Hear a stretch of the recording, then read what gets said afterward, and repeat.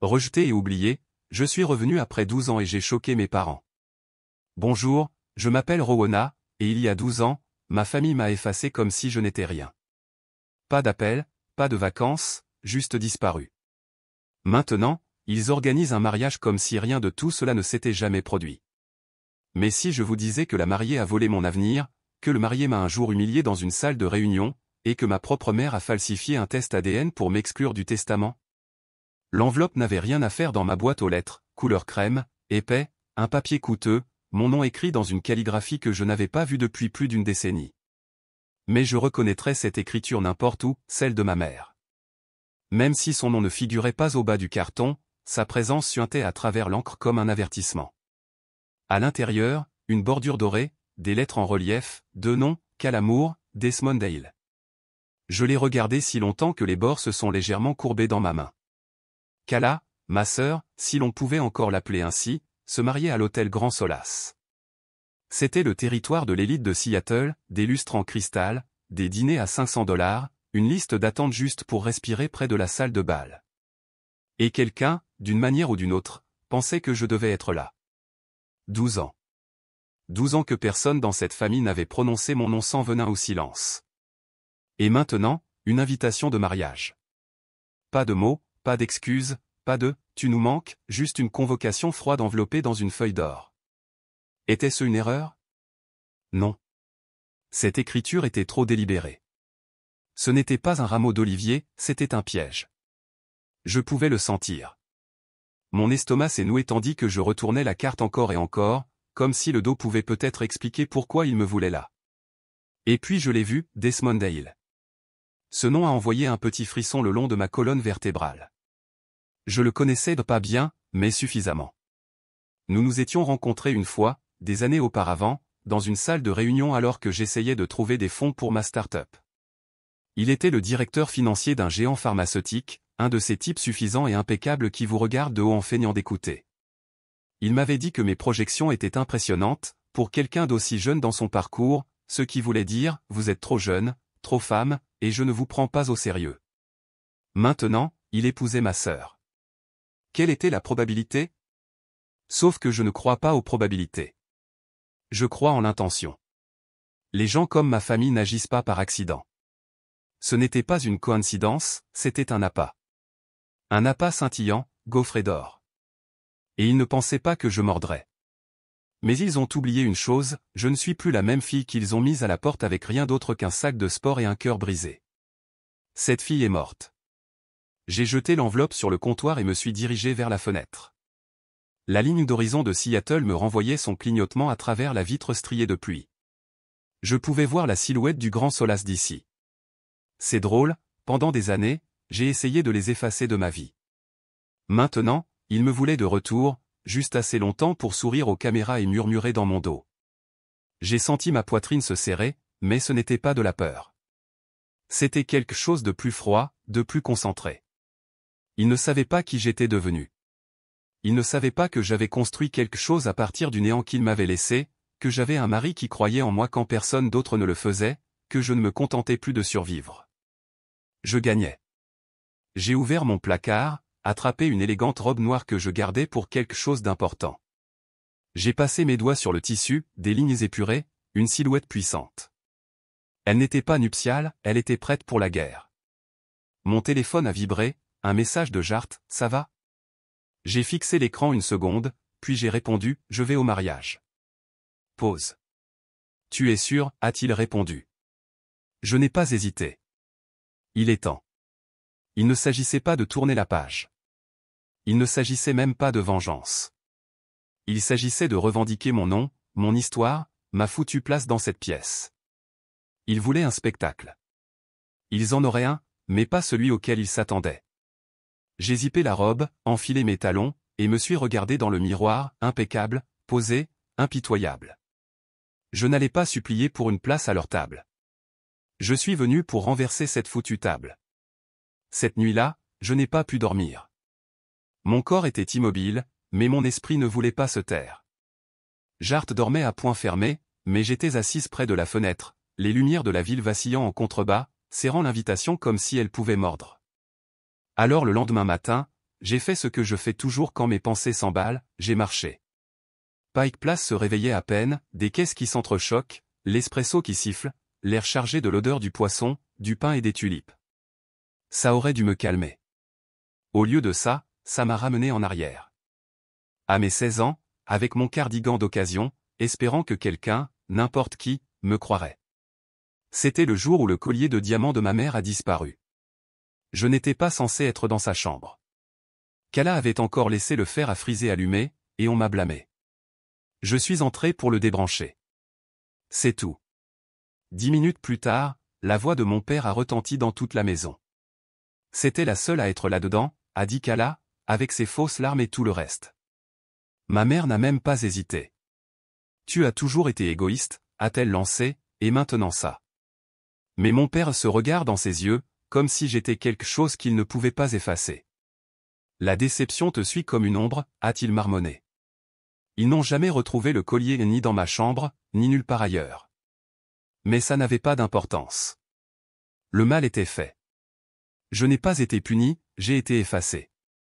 Dîner seul, pas de transport, pas d'amis, juste le silence. Et Kala, souriant d'un air suffisant dans le couloir, comme si l'univers s'était enfin aligné en sa faveur. C'est là que j'ai appris la vérité, dans ma famille, l'image comptait plus que les faits, et ils avaient déjà choisi leur enfant en or. L'université était censée être mon nouveau départ.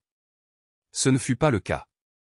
Ça a commencé par des chuchotements, puis un jour, ma colocataire m'a mis son téléphone sous le nez.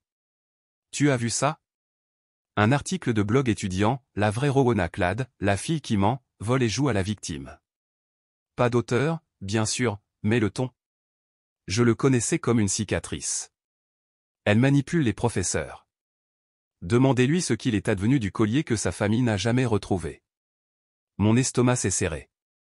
Ma boîte de réception s'est tarie. Mes partenaires de projet ont disparu. Un professeur m'a pris à part. La perception est importante.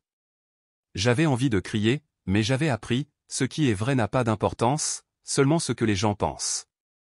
Cet article m'a coûté une bourse de recherche, a failli me faire abandonner mes études.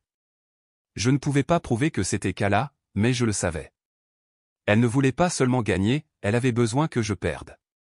Je pensais avoir tourné la page, avoir enterré tout ça, jusqu'à hier soir, jusqu'à ce que cette enveloppe rouvre la blessure qui n'avait jamais vraiment guéri.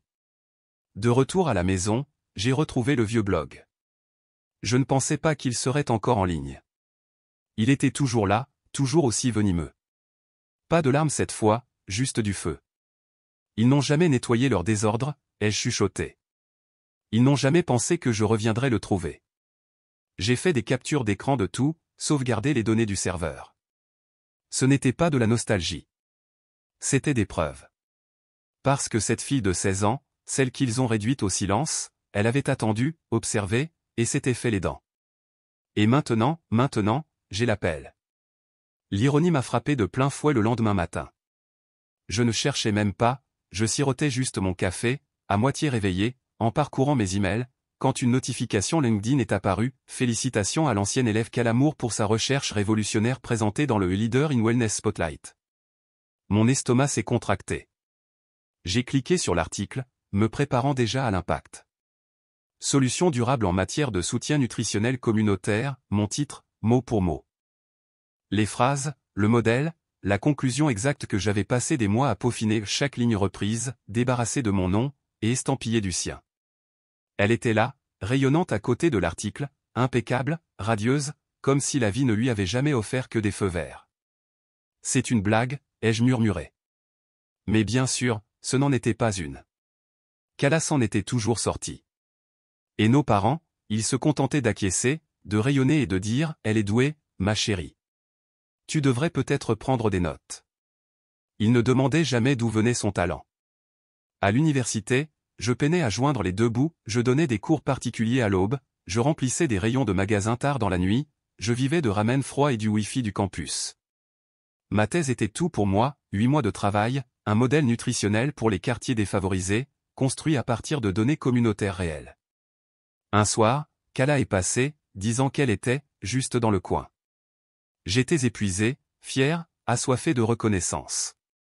Je pense que ça pourrait vraiment gagner quelque chose, lui ai-je dit, peut-être même cette bourse femme en sciences de la santé.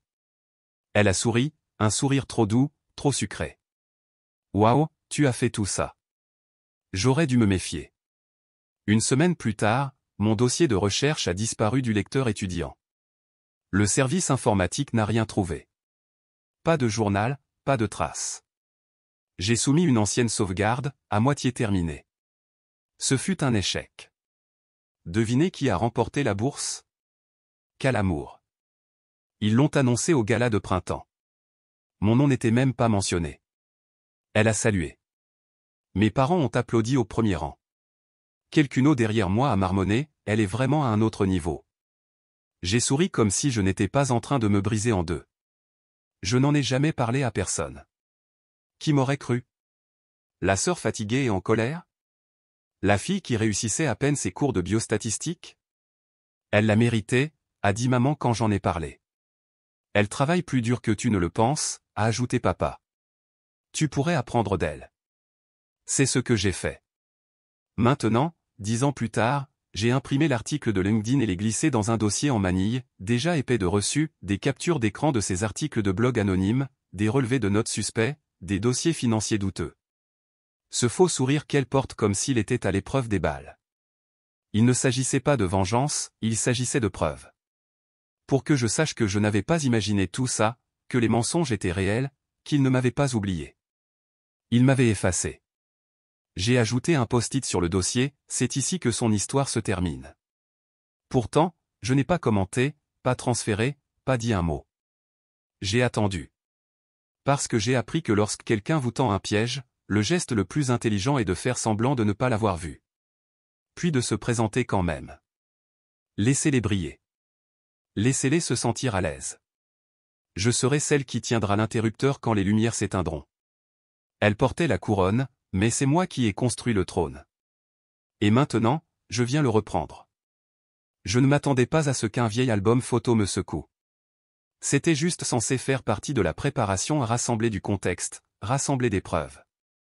Mais en cliquant sur un album Facebook enfoui intitulé « Souvenirs de la famille Moore », quelque chose s'est brisé dans ma poitrine. Ce sont les sourires qui m'ont trahi, trop blancs, trop parfaits. Chaque photo ressemblait à une page de catalogue, des pulls de Noël en harmonie forcée, des brunchs de Pâques avec des mensonges pastels. Le décor changeait, mais le scénario jamais. Et elle était toujours au centre, Vivien, ma mère. Elle ne souriait pas, elle se présentait. Sa mâchoire était toujours crispée, son regard répété.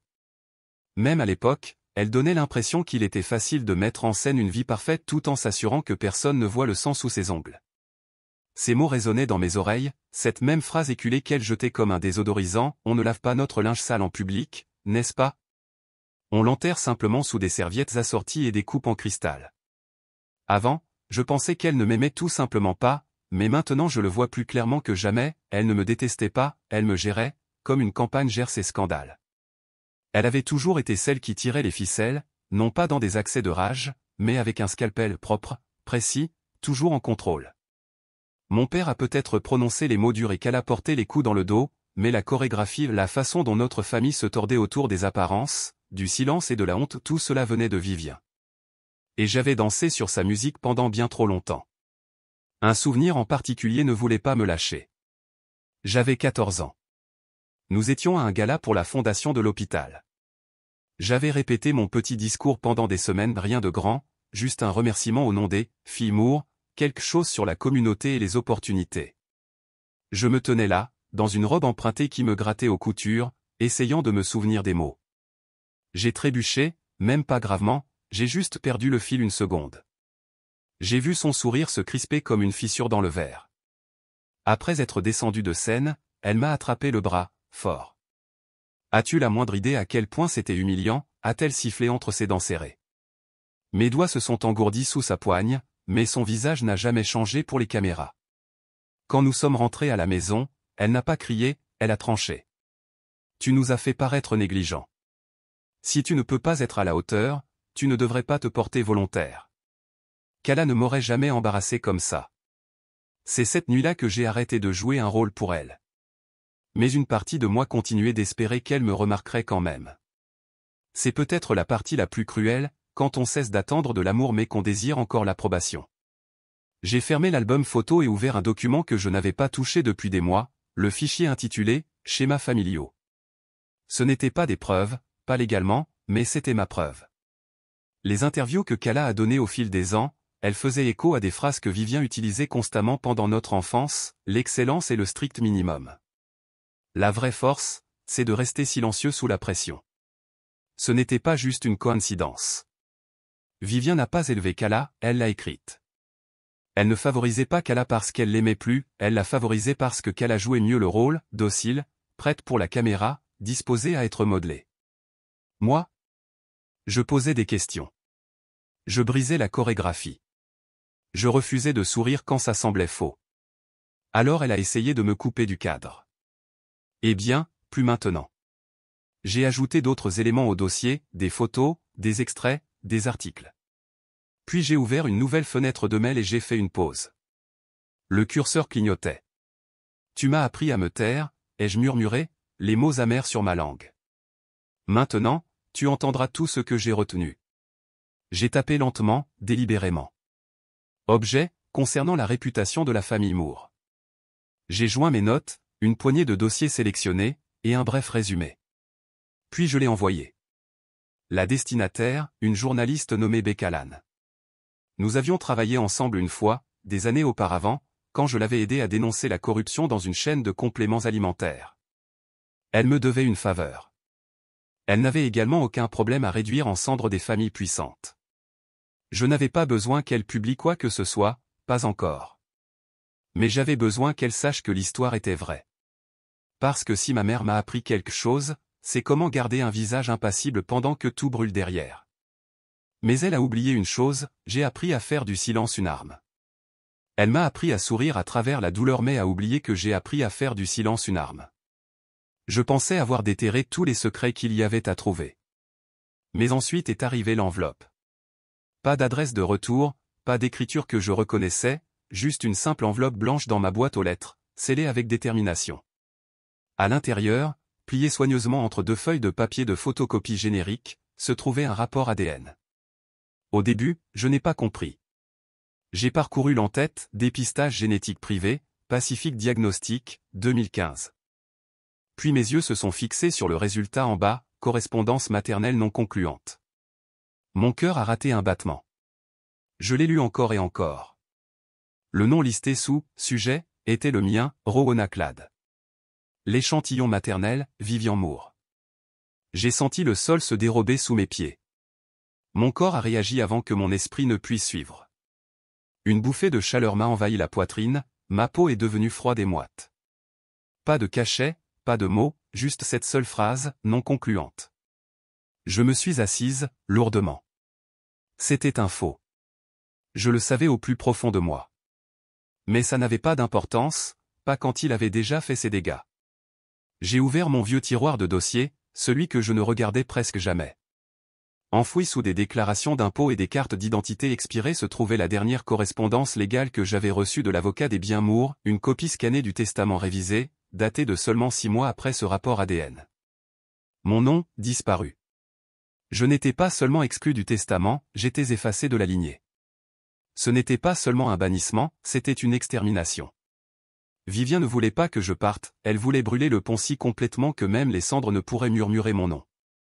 Ce jour-là, je me suis souvenu de quelque chose que je ne m'étais pas autorisé à revisiter depuis des années. C'était en 2016. J'avais 23 ans. J'avais appelé l'avocat de la famille, plus par désespoir que par espoir, pour poser des questions sur l'héritage de mon grand-père, celui qu'il m'avait un jour dit que je recevrais, quoi que ta mère en pense. Je n'ai jamais reçu de rappel. Des semaines plus tard, le comptable m'a envoyé un email avec une seule ligne, « Vous n'êtes pas listé comme bénéficiaire dans nos dossiers ». J'ai supposé que c'était une punition, qu'ils étaient toujours en colère que je sois parti sans dire au revoir. Je m'en suis voulu. Maintenant, je connais la vérité. Ma propre mère a fabriqué un mensonge si clinique, si propre, que personne ne l'a remis en question. Pourquoi l'aurait-il fait? Les gens croient au papier. Ils croient au docteur, au sceau et aux signatures. Ils ne croient pas les filles qui ont toujours été difficiles. Mais Vivien a oublié une chose, les mensonges laissent des traces, et j'ai appris à les suivre. Avec l'aide de Jart, nous avons retrouvé la clinique. Pacific Diagnostic avait fermé 3 ans après la date de ce rapport. Pas de surprise. Il s'est avéré que c'était une société écran, signalée pour des irrégularités financières. Un des médecins listés sur le formulaire avait vu sa licence révoquée pour falsification de résultats de laboratoire. Un paiement a fait surface, $5 000, viré sur une boîte postale privée des semaines avant le dépôt du rapport. L'expéditeur, Vivien Moore. Elle ne voulait pas seulement t'oublier, a dit doucement Jart, sa main posée sur mon dos. Elle voulait que le monde oublie que tu as jamais existé. Je n'ai pas pleuré. Je m'y attendais, mais quelque chose en moi était déjà mort bien avant que les papiers n'apparaissent. J'avais fini de faire mon deuil. Ce n'était pas le genre de blessure sur laquelle on pleure, c'était le genre de trahison qu'on aiguise en stratégie. Cette nuit-là, je me suis assise à mon bureau, j'ai sorti mon ordinateur portable et j'ai commencé à rédiger un message. Ce n'était pas une diatribe. Ce n'était pas un plaidoyer. C'était un règlement de compte, propre, final, impossible à mal interpréter. Objet, je sais. J'ai écrit, je sais pour le test. Je sais pour le mensonge. Et j'ai fini de jouer la fille que vous avez essayé de supprimer. J'ai fait une pause, puis j'ai ajouté une dernière ligne, annulez cela, ou je le ferai publiquement. Pas de menace, pas de théâtralité. Juste la vérité avec une colonne vertébrale. J'ai cliqué sur envoyer. Et j'ai souri. Parce que pour la première fois depuis des années, le silence qui a suivi n'était pas à moi de le porter. Elle a essayé d'effacer mon nom. Mais maintenant, le grand solace scintillait comme un mensonge fait de verre, trop parfait, trop poli, comme si personne à l'intérieur n'avait jamais goûté à la honte. Ce qui en faisait la scène parfaite. J'ai traversé le hall la tête haute, vêtu d'une robe en soie bleu marine qui tombait juste comme il faut, dos nu et sans concession. Je ne suis pas venu pour me fondre dans la masse, je suis venu pour être vu. Les portes de la salle de bal se sont ouvertes, et d'un coup, tous les regards dans la pièce se sont posés sur moi. Le bourdonnement de la conversation affaiblit. Quelques hoquets de surprise. Des flûtes de champagne se sont arrêtées en plein vol. La main de Vivien a tressailli, ses doigts parfaitement manucurés se resserrant sur sa coupe en cristal. Son visage ne s'est pas décomposé, mais ses yeux disaient tout, elle n'était pas censée venir. Kala a levé les yeux de sa place près de la scène, son sourire tendu. Il s'est fissuré sur les bords, comme quelque chose de fragile laissé trop longtemps dans le froid. Et Desmond? Mon Dieu, Desmond. Sa mâchoire s'est crispée à la seconde où il m'a vu, comme si le souvenir l'avait frappé plus fort qu'il ne s'y attendait. J'ai fait un pas en avant, puis un autre, laissant le silence s'étirer. Vous ne vous attendiez pas à ce que je réponde à l'invitation, ai-je dit, la voix égale, les yeux fixés sur ma mère. Je ne l'ai pas fait. Je suis juste arrivé. Je n'étais pas là pour le pardon. J'étais là pour le règlement de compte. Le dîner a continué, mais l'air est resté lourd. Le tintement de l'argenterie ressemblait à un tonnerre lointain. Les gens chuchotaient, faisant semblant de ne pas regarder, mais ils le faisaient tous. Les toasts ont commencé. La meilleure amie de Kala s'est levée, le verre à la main, s'extasiant sur l'amour, la résilience, le destin. Je l'ai laissé finir, j'ai laissé les applaudissements polis s'apaiser. Puis je me suis levé. J'aimerais dire quelques mots, ai-je annoncé, en m'approchant de l'orateur. Le sourire de Kala est tombé comme un rideau. J'ai levé mon verre. À la vérité, ai-je dit, laissant la pause suspendue comme une lame, et à ceux qui la falsifient. Le silence a été instantané. Même la musique s'est arrêtée. Je me suis tourné vers ma sœur. Kala, ai-je dit doucement, où exactement as-tu obtenu ton doctorat en médecine? Ses lèvres se sont entr'ouvertes, mais rien n'est sorti. Juste un bégaiement, un léger tremblement de la tête. Je demande seulement, ai-je continué, sortant un petit dossier de ma pochette, parce que ce relevé de notes que tu as soumis au Conseil consultatif de la santé, il est intéressant. Je l'ai tendu à Desmond, qui l'a accepté sans un mot. Il dit que tu as obtenu ton diplôme avec mention de l'Université Pacifique. Le problème, c'est que les codes de cours ne correspondent pas à leur programme. Et tu n'as jamais soumis de projet de fin d'études. De plus, ta moyenne? Gonflée de manière assez significative. La voix de Kala a finalement percé la tension. C'est insensé. Ce n'est ni le moment ni l'endroit. Vivien s'est alors levé, sa voix tranchante, essayant de reprendre le contrôle. Assez de tout ça, Rowena. Si tu avais une once de classe. Je me suis tourné vers elle, calme comme la glace. La classe? Vous avez falsifié un test ADN pour me déshériter. Asseyez-vous. Des murmures de stupeur se sont propagés comme une traînée de poudre. J'ai regardé à nouveau Kala. Tu as construit toute ta carrière sur un mensonge médical, pendant que de vraies personnes te faisaient confiance, croyaient en ton expertise. Les mains de Desmond tremblaient en parcourant le document. Il a levé lentement les yeux vers elle. Est-ce que c'est vrai? Kala n'a pas répondu. Elle ne le pouvait pas. Il a laissé tomber les papiers sur la table et a reculé. Je t'ai défendu, a-t-il dit, la voix basse et tendue. Mon Dieu, je t'ai défendu auprès de tout le monde. Kala a tendu la main vers lui. Mon chéri, s'il te plaît, ne la laisse pas gâcher ça. Ce n'est pas elle qui a gâché ça, a-t-il lâché. C'est toi. Et sur ce, il est parti. Kala a essayé de le suivre, mais personne n'a bougé avec elle. La salle est restée immobile, son public s'est évaporé, son image parfaite s'est fissurée sous le poids de son silence. Je ne suis pas resté pour le dessert. Je suis sorti de cette salle de bal sans un regard en arrière. Dehors, l'air de la nuit était vif, froid contre ma peau, mais je l'ai accueilli. Je l'ai inspiré comme une bouffée de clarté. Mon téléphone a vibré dans mon sac, un message vocal. Je n'avais pas besoin d'écouter. Je connaissais déjà le ton, tendu, venimeux, calculé. Vivien a toujours détesté perdre le contrôle. Je l'ai supprimé sans l'ouvrir. Au-dessus de moi, le ciel s'étendait, sombre et ouvert. J'ai levé les yeux et j'ai souri. Ce n'était que le début. Je n'ai pas tremblé. Je n'ai pas douté. Ils ont construit une maison de miroirs, et je venais de jeter la première pierre. Le message est arrivé dans ma boîte de réception à 6h14 du matin. Pas d'objet, pas de nom d'expéditeur que je reconnaissais. Juste une phrase, je me souviens de vous. Vous méritez de savoir ce qui s'est vraiment passé avec la suspension de Kala. Mon pouce est accéléré. J'ai cliqué. Une pièce jointe s'est chargée, un rapport d'incident hospitalier caviardé, datant de 2017. Patient, masculin, 9 ans. Diagnostic, asthme léger, observation de nuit. Résultat, coma induit en raison d'un dosage incorrect d'épinéphrine. Médecin traitant, Dr Kala Moore. Statut, affaire classée, aucune charge retenue. Aucune charge. Aucune responsabilité. Juste un scandale enterré et une ardoise vierge. J'ai cligné des yeux devant l'écran, respirant à peine. Attachée à l'email se trouvait une courte note, elle n'était pas censée s'approcher d'un service de pédiatrie, mais ils ont tiré des ficelles. Je ne pouvais rien dire à l'époque, mais peut-être que vous le pouvez maintenant. Mes mains ont tremblé, puis se sont stabilisées. Il ne s'agissait plus seulement de moi. J'ai sauvegardé les fichiers, les écrypté 2 fois, et j'ai agi rapidement. À midi, une information anonyme a atterri dans la boîte de réception de 3 blogs indépendants de surveillance de la santé de Seattle, le genre de médias qui se nourrissent de lanceurs d'alerte et n'ont pas peur des poursuites judiciaires. Je n'ai pas signé de mon nom. Je n'en avais pas besoin. Mais je ne me suis pas arrêté là. J'ai ouvert un nouveau message. Ah, docteur. Thomas Kellner. Objet, réintégration de la résidence Moore, clarification nécessaire.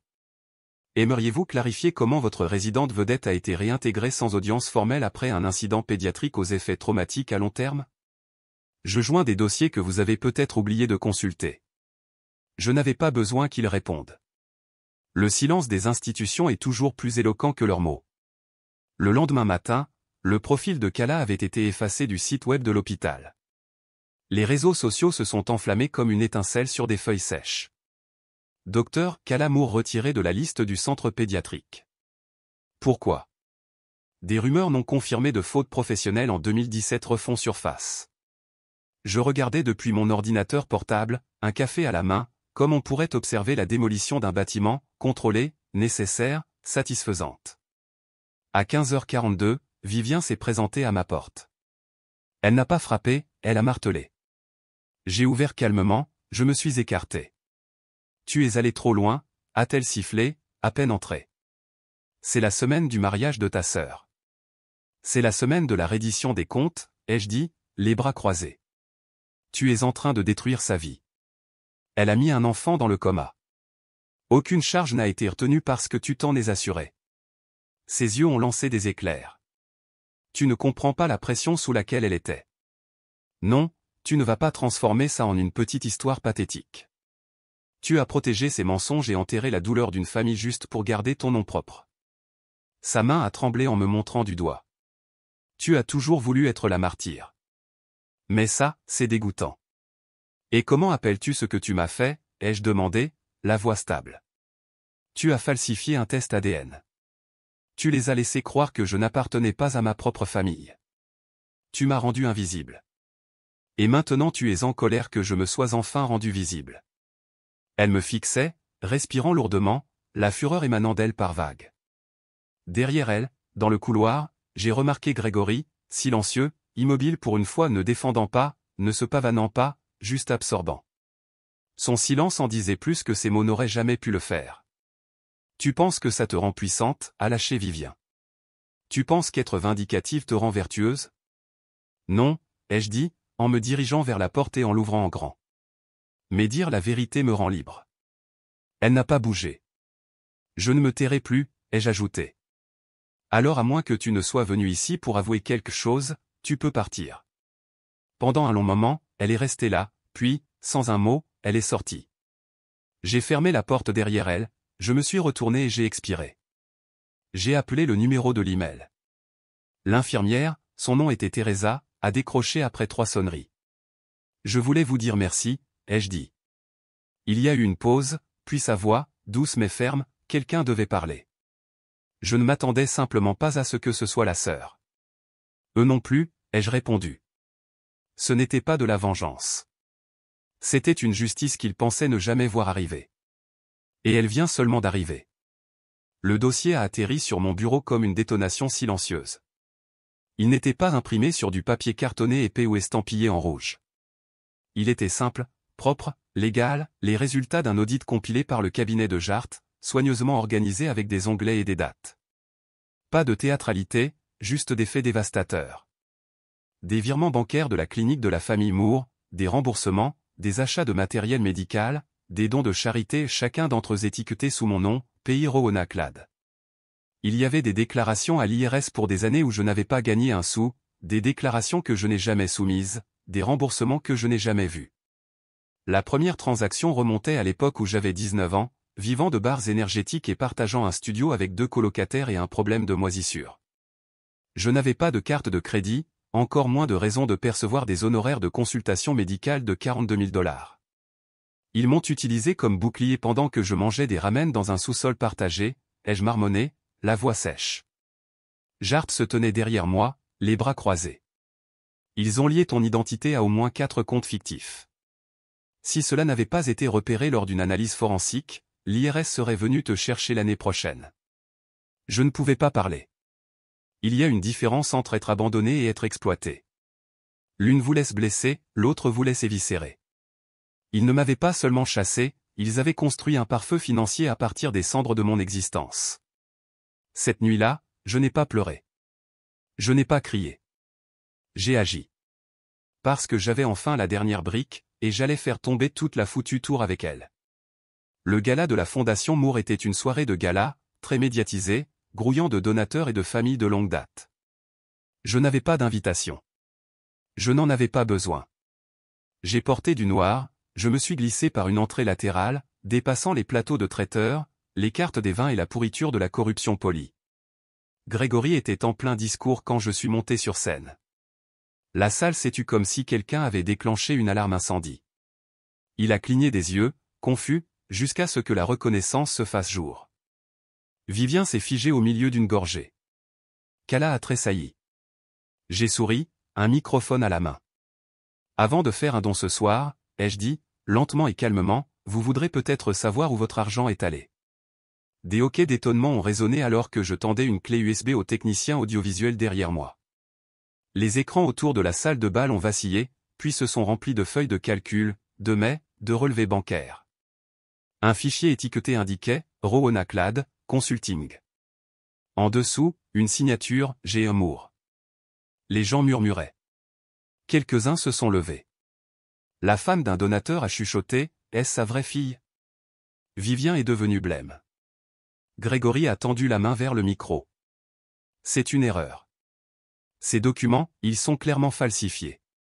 En fait, a dit une voix dans la foule, ils ne le sont pas, Jarte. Il s'est avancé, son costume impeccable, son expression indéchiffrable. Notre cabinet a soumis les originaux à l'IRS et au procureur général de l'État. La bouche de Grégory s'est refermée d'un coup sec. Puis Desmond est apparu à côté de lui. Et au Conseil de l'Ordre des médecins, a-t-il ajouté. Parce que je ne soutiendrai plus des fraudeurs. Vivien a tenté de sauver la situation. Elle a tendu la main vers Kala, mais Kala a retiré sa main, la fusillant du regard. Comment as-tu pu m'entraîner là-dedans, a-t-elle sifflé. Rangée par rangée, le public s'est retourné contre eux. La famille Moore, autrefois parfaite, l'élite de Seattle, s'est effondrée devant les donateurs, la presse et les familles de longue date, juste là, sous les lustres qu'ils aimaient tant. Je n'ai pas scié, je n'ai pas bougé, je suis juste resté là, dans la tempête de leur effondrement, stable comme la pierre. Ils avaient l'argent, le statut, les mensonges. Mais j'avais la vérité. Et elle était plus forte que tout le reste. Je n'ai pas attendu les retombées. Je ne me suis pas attardé pour les applaudissements. Je suis sorti. Dehors, l'air était froid mais pur, le genre de fraîcheur qui rendait tout ce qui précédait étouffant. Mon cœur battait à tout rompre, non pas de nervosité, mais de libération. Ce moment n'était pas de la vengeance. Ce n'était pas de la fureur. C'était la paix. C'était la vérité, enfin déchaînée. J'ai levé les yeux vers le ciel, la ligne d'horizon de la ville scintillant comme si elle était dans le secret avec moi. Et la vérité, ai-je chuchoté, est enfin suffisante. Je n'essayais pas de les détruire. J'ai juste arrêté de les protéger, et ils ont fait le reste. 2 semaines plus tard, mon monde était calme. Pas le genre de silence étrange qui suit une explosion, pas l'immobilité engourdie et traumatisée qui semble attendre que quelque chose d'autre s'effondre. C'était la paix. La lumière du soleil filtrait par la fenêtre de ma chambre. Pour une fois, je ne me suis pas réveillé en redoutant un appel téléphonique, un titre de journal ou une lettre d'avocat. Aucun journaliste n'avait campé dehors, aucun appel de Vivien, pas même un message anonyme de Kala. Juste de l'air, immobile et pur. J'ai marché pieds nus jusqu'au balcon, un café à la main, mon peignoir lâche autour de ma taille. La ville en bas continuait de bouger, mais ici, c'était comme si le temps s'était arrêté pour moi. Est-ce à cela que ressemble la guérison? Pas un rugissement, mais un bourdonnement. J'ai siroté mon café et je l'ai laissé s'installer en moi. L'ancienne Rowena aurait douté, aurait attendu la prochaine catastrophe, aurait cherché des signes de fumée dans le ciel. Mais pas cette fois. Parce qu'il ne restait plus rien à brûler. Je n'avais toujours pas supprimé le message vocal. Je ne sais pas pourquoi. Sa voix crépitait, légèrement trop tendue, trop furieuse. Tu nous as humiliés. Tu le regretteras. Je ne sais pas pour qui tu te prends, mais tu répondras de ce que tu as fait. Mais c'est la dernière phrase qui m'est restée. Pas les mots, le son, un sanglot dans sa gorge, presque comme de la douleur. Presque. Ce n'étaient pas des excuses, loin de là. C'était encore du contrôle, même maintenant, elle continuait de tisser son récit, même dans la défaite. Mais ça ne me piquait plus. Kala n'a jamais appelé. Pas un seul message, pas même un faux message vocal du genre « Es-tu heureuse maintenant ?» Je ne m'y attendais pas. Desmond, cependant, m'a surprise. Il a envoyé un seul message, je ne savais pas. Je suis désolé. Je l'ai regardé pendant un long moment avant de répondre, je sais. Je te crois. Mais je n'ai plus besoin de rien de ta part. Et je le pensais. Lâcher prise ne s'accompagne pas toujours d'une conclusion. Parfois, il s'accompagne simplement d'un choix. La licence médicale de Grégory était suspendue. La clinique était gelée, en attente d'une enquête complète. Les équipes d'audit de l'IRS avaient commencé à éplucher 12 ans de rapports. Vivien avait disparu des radars, pas d'interview, pas d'apparition caritative, pas de déclaration. Et Kala? On disait qu'elle avait quitté la ville discrètement, espérant probablement se reconstruire quelque part où personne ne connaissait son nom. Je ne jubilais pas. Je ne célébrais pas. Je n'étais rien. J'observais. Parce que lorsque les gens tombent, il est facile d'applaudir ou de plaindre, mais parfois, la chose la plus puissante que vous puissiez faire est simplement de témoigner. C'est suffisant pour moi. Cet après-midi-là, je suis entré dans mon bureau en ville. Mon personnel, mes gens, ont souri, m'ont accueilli avec chaleur, respect. Pas de peur, pas de commérage, juste une communauté. Myriam est venue ce soir-là, ma première vraie patronne, celle qui m'avait tendu un balai au lieu d'un sermon quand j'avais 17 ans et que j'étais sans abri. Elle a apporté des fleurs, des tournesols, en fait. Tu t'en es sorti, a-t-elle dit, sa voix se brisant légèrement. Je devais le faire, lui ai-je répondu. Il n'y avait plus d'air là-dedans. Jart a pris ma main à travers la table du dîner ce soir-là. Il n'a pas dit grand-chose, il n'en avait pas besoin. Tu as fait ce que personne d'autre ne pouvait faire, Ro, a-t-il finalement dit. Tu leur as donné toutes les chances, et quand ils ont quand même choisi le pouvoir plutôt que l'amour, tu ne les as pas laissés t'entraîner dans leur chute. J'ai hoché la tête, trop comblé pour parler. Pas de nourriture, de clarté. Parce que j'avais passé des années à penser que la justice devait ressembler à une punition. Mais peut-être qu'elle ressemble à une libération. Et peut-être que la liberté ne vient pas toujours avec le pardon. Mais elle vient. Et quand elle arrive, c'est comme se tenir pieds nus au soleil sans que personne d'autre ne décide de votre histoire à votre place. Ils ne diront peut-être jamais pardon, mais je n'ai plus besoin de l'entendre. Je suis libre. Et c'est peut-être à cela que ressemble vraiment la guérison. Pas de feu d'artifice, pas de finale dramatique, juste se réveiller et réaliser que vous ne vous battez plus pour être vu, entendu ou aimé par des gens qui n'ont jamais voulu que vous façonnez en quelque chose qu'ils pouvaient contrôler. Si mon histoire a touché quelque chose en vous, si vous avez déjà été réduit au silence, mis de côté, ou si l'on vous a fait sentir que votre valeur dépendait de l'approbation de quelqu'un d'autre, je veux que vous entendiez ceci, vous ne devez votre silence à personne. Vous n'avez pas à continuer de porter le poids qu'ils ont laissé tomber sur vous. Vous n'avez pas à protéger ceux qui ne vous ont jamais protégé. Vous avez le droit de parler, de vous éloigner, de reconstruire, et oui, même de prospérer sans jamais entendre « je suis désolé ». Parce que le pardon est puissant, mais la liberté est tout. Maintenant, j'aimerais avoir de vos nouvelles. Avez-vous déjà été dans une situation où partir était la chose la plus courageuse que vous ayez faite? Ou peut-être que vous vous accrochez encore? Qu'est-ce qui vous empêche de lâcher prise? Laissez un commentaire ci-dessous. Dites-moi d'où vous regardez. Si cette histoire a résonné en vous, tapez 1 minute dans les commentaires pour que je sache qu'elle a atteint les bons cœurs. Si elle n'a pas résonné, j'aimerais quand même savoir pourquoi et d'où vous écoutez. Votre voix compte. Votre histoire compte. Et vous n'êtes pas seul. Si vous voulez plus d'histoires comme celle-ci réelles, brutes et ancrées dans la vérité, assurez-vous de vous abonner à la chaîne, d'activer la cloche de notification, et de partager ceci avec quelqu'un qui a besoin de l'entendre. Parce que parfois, il suffit d'une seule histoire pour nous rappeler que nous avons toujours le droit d'écrire la nôtre. Faites-moi savoir si vous souhaitez que ceci soit transformé en script de narration ou en voix off pour une scène animée.